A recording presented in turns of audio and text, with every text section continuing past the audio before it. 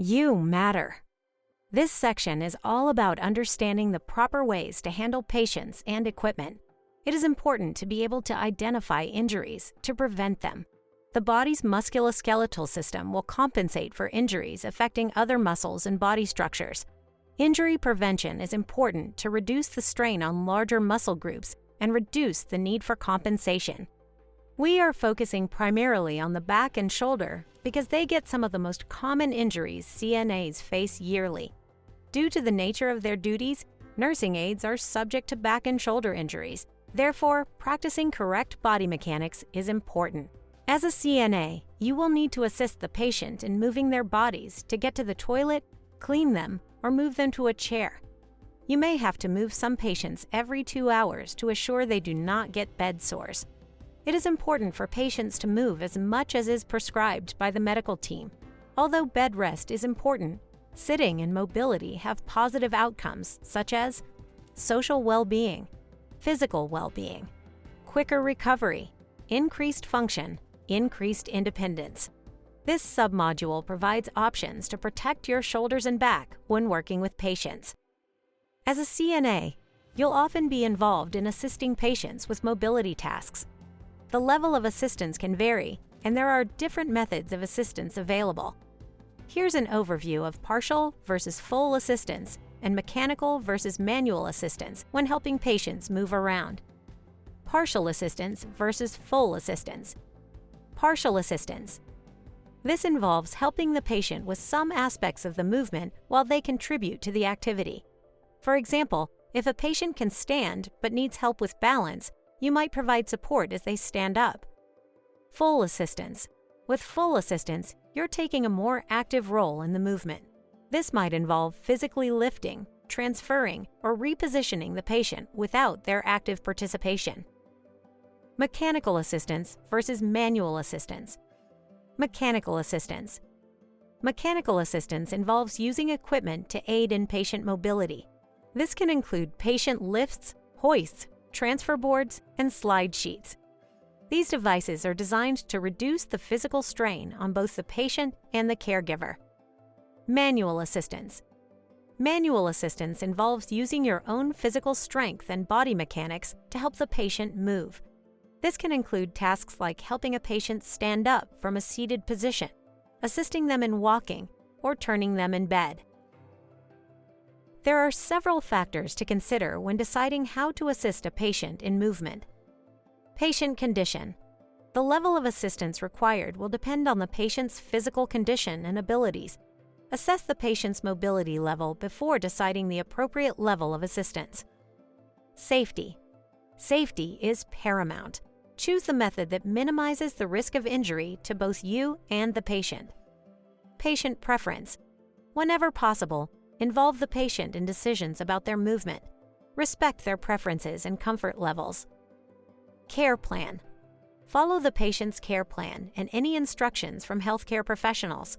They may specify the level of assistance required and the appropriate equipment to use. Training. Ensure you're properly trained in using mechanical assistance devices to prevent accidents or injuries. Communication. Communicate clearly with the patient during the movement process. Explain what you're doing, give instructions, and provide reassurance. Types of manual assists include sit to stand.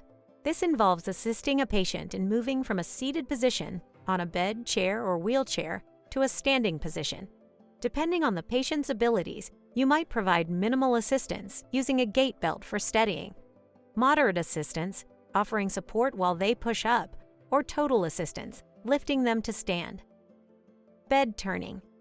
Patients who are bedridden or have limited mobility require regular turning to prevent pressure ulcers, improve circulation, and maintain comfort. When turning a patient in bed, use proper body mechanics to avoid straining your back. Depending on the patient's condition, you might use a draw sheet or involve another caregiver for assistance. Transfers. Transfers involve moving a patient from one surface to another, such as from a bed to a wheelchair, chair, or commode. Depending on the patient's abilities and weight-bearing status, you might perform a one-person transfer with or without a transfer belt, a two-person transfer, or use mechanical lifts for patients who cannot bear weight. This video will include the safe operation of a sit-to-stand assist lift. This type of lift is commonly used to assist patients in standing, transferring, and toileting, but only for residents that can withstand the greater part of their weight. Weight bearing. Turning a patient in bed is an important nursing care task that helps prevent complications such as pressure ulcers, improve comfort, and promote circulation. Pressure ulcer prevention. Regular turning redistributes pressure on the skin, reducing the risk of pressure ulcers, bed sores, that can develop from prolonged pressure on certain areas. Circulation. Turning promotes blood circulation and oxygenation, preventing tissue damage and aiding in healing. Comfort. Patients who are immobile or bedridden can experience discomfort from staying in the same position for extended periods. Turning provides relief. Respiratory health. Turning aids in lung expansion and ventilation, preventing respiratory complications. Hygiene and skin care. Turning allows for proper hygiene and skin assessment, as well as the application of creams or ointments. Maintaining mobility. Even bedridden patients benefit from minor changes in position, which helps maintain joint flexibility and mobility. Patient interaction. Turning provides an opportunity for interaction with the patient, promoting emotional well-being and mental stimulation. Steps for turning a patient in bed. 1. Assessment. Assess the patient's condition, mobility level, and any pain or discomfort they may be experiencing. 2. Gather supplies. Prepare the necessary supplies, such as a clean sheet or draw sheet, pillows, and any assistive devices. 3. Explain the process. Communicate with the patient, explaining what you're going to do and ensuring their understanding and cooperation. 4. Position the patient. If the patient can assist, have them bend their knees and use their arms to help with the turning process. If the patient cannot assist, proceed with care. 5. Place the draw sheet. If using a draw sheet, position it under the patient from side to side, ensuring it's centered. 6. Roll the patient. Gently roll the patient onto their side by holding the draw sheet, placing one hand on their hip and the other on their shoulder. 7. Adjust the draw sheet. Once the patient is on their side, adjust the draw sheet to ensure it's flat and not bunched up under them. 8. Place pillows. Place pillows behind the patient's back and between their legs to support their body and maintain proper alignment. 9. Monitor and reassess. Ensure the patient is comfortable. Check their skin for any signs of redness or discomfort and document the turning in their medical record. 10. Repeat. Depending on the care plan and patient's needs, repeat the turning process at regular intervals, typically every 2 to 4 hours. Transferring a patient from one surface to another, such as from a bed to a wheelchair, requires careful planning, communication, and proper technique to ensure the safety and comfort of both the patient and the caregiver. Here are the steps for transferring a patient. 1. Prepare. Assess the patient's condition and mobility level to determine the appropriate level of assistance required for the transfer. Gather all necessary equipment, including any assistive devices like transfer belts or slide sheets. 2. Explain the process. Communicate with the patient about what you're going to do and provide clear instructions. Ensure that the patient is comfortable and understands their role in the transfer. 3. Check the environment. Make sure the area is clear of obstacles and the receiving surface, for example, wheelchair, is properly positioned and locked. 4. Position the patient. Help the patient sit up at the edge of the bed with their feet flat on the floor. If the patient can bear some weight, have them scoot to the edge of the bed. 5. Apply assistive devices if necessary. If using a transfer belt, place it securely around the patient's waist. Assistive devices provide a secure grip for both the patient and the caregiver during the transfer. 6. Coordinate movement. Instruct the patient to push up using their hands and feet if they're able. If the patient can't bear weight, you may need to use a mechanical lift for the transfer. 7. Pivot or slide. For patients who can pivot, help them turn their body toward the destination surface while using the transfer belt for support. For patients who can't pivot, use a slide sheet or other device to assist in moving them. 8. Assist the patient. Support the patient's weight as they stand or pivot, using the transfer belt or assisting them by holding their arms or shoulders. 9. Move to the destination surface. Move the patient slowly and smoothly to the wheelchair, ensuring they maintain stability and balance. Assist the patient to sit down gently in the wheelchair. 10. Ensure safety and comfort. Make sure the patient is properly positioned in the wheelchair or other surface. Lock the wheelchair brakes to prevent movement. 11. Communicate and reassess. Ask the patient how they're feeling and if they're comfortable. Double-check that the patient is safely situated in the new position. 12. Documentation. Document the transfer in the patient's medical record, noting any observations or changes in the patient's condition. Mechanical assists and mobility devices play a significant role in helping patients with limited mobility or physical impairments maintain independence and safety. As a CNA, certified nursing assistant, understanding how to use these tools correctly is essential for providing effective and compassionate patient care. Here's a closer look at each of these mechanical assists and mobility devices. Mechanical lifts. Mechanical lifts are devices used to transfer patients from one surface to another, for example, bed to wheelchair, when the patient cannot bear weight or move independently. Types of mechanical lifts include hydraulic lifts, electric lifts, and sit-to-stand lifts. Proper training is crucial for using these devices safely. Ensure that the patient is properly secured in the lift and follow the manufacturer's instructions. Walkers, canes, crutches, and assistive devices. These devices are designed to provide support and stability to patients who can walk but need assistance. Walkers have 4 legs and provide a wider base of support, offering more stability. Canes are single-point devices that help with balance and support. Crutches are used to help patients who can partially bear weight on one or both legs. Proper sizing and training are essential to ensure patients are using these devices correctly. Wheelchairs. Wheelchairs are mobility devices that allow patients with limited or no walking ability to move around independently. Manual wheelchairs are self-propelled by the user or pushed by a caregiver. Electric or power wheelchairs are motorized and controlled by the patient or a caregiver. Proper lifting, maintenance, and teaching patients how to operate and navigate the wheelchair safely are crucial. Mechanical lifts, sometimes referred to as a Hoyer lift, are great modifications to prevent and reduce injuries. Mechanical lifts are devices that assist with the transfers and movement of patients who may require additional support. They help prevent injury to yourself and your patients. Proper use of a mechanical lift requires special training before use. All lifts are not created equal. Be sure to review the institution's policies and instructional guidance before use.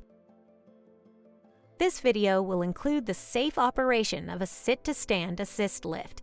This type of lift is commonly used to assist patients in standing, transferring, and toileting, but only for residents that can withstand the greater part of their weight. Weight bearing. 1. We must start by checking the lift to ensure they are in good condition and confirm the correct sling for this type of lift. 2. The patient should begin seated on the edge of a bed or chair at a comfortable height for the caregiver to assist. 3. The sling should be wrapped around the center of the patient's back so that the straps come out parallel to the patient's arms. 4. The resident's arms should be outside the sling.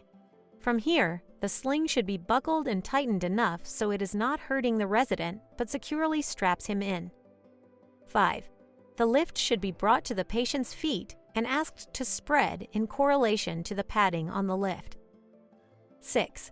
The sling at this point should be hooked on the lift at the correct positions to allow the patient to stand. 7. The patient should proceed to lean forward and hold on to the bars of the mechanical lift. 8. Using the equipment properly, raise the patient to a standing or semi-standing position. 9. Wheel or pivot the sit-to-stand patient lift over to the surface to which the patient is to be transferred.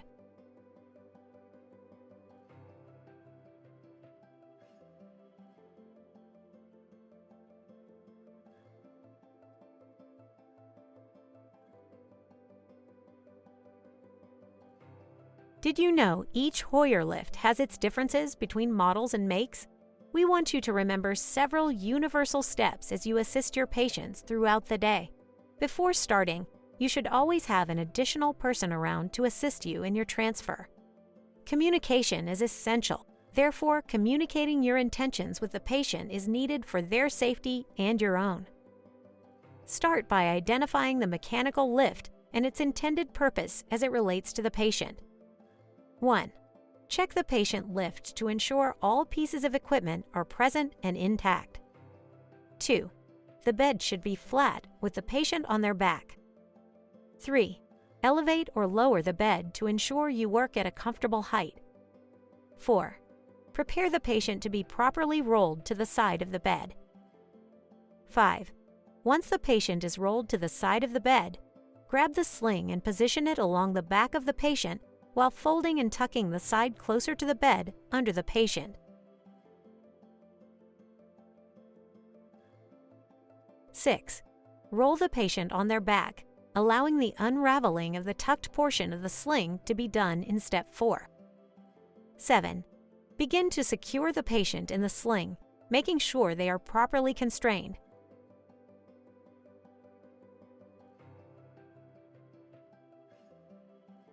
8. Sit the patient up to prepare for the attachment to the Hoyer lift. 9. When the Hoyer lift is brought close enough for attachment, attach the sling to the lift and begin to raise the patient while ensuring their safety and comfortability slowly. Although mechanical lift is beneficial for the workspace, other pieces of equipment can be used to perform a task that is less harmful to the body. Some facilities may have access to a physical therapy assistance. The physical therapy department has additional equipment that they may be able to train you to use. Or in many facilities, there may be a team of physical therapy technicians who can help. Here are some of the equipment that they may use. Gait belts are a device that helps prevent people from falling. Transfer boards help assist more mobile patients in transferring from platform to platform.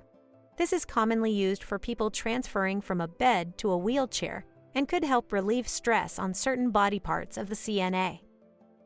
The last piece of equipment is the Sarah Steady, which is a great tool that helps patients stand up. Speak with a kinesiologist or other CNAs on other pieces of equipment that help transfer patients.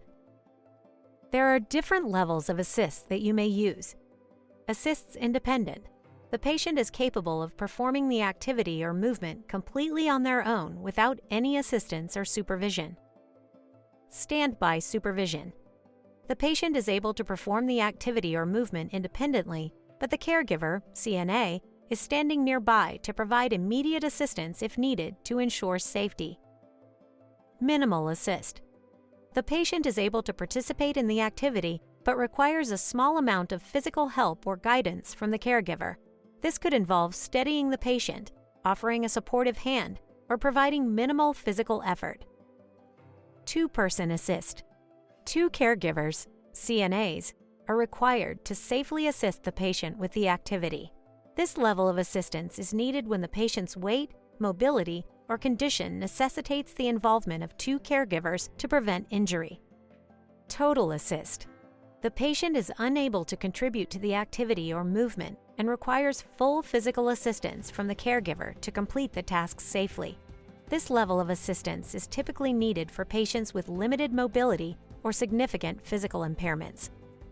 Remember that safety is paramount during transfers. If the patient is too heavy or requires specialized equipment, Involve another caregiver. Always use proper body mechanics and follow your facility's protocols for safe patient handling and transfer techniques.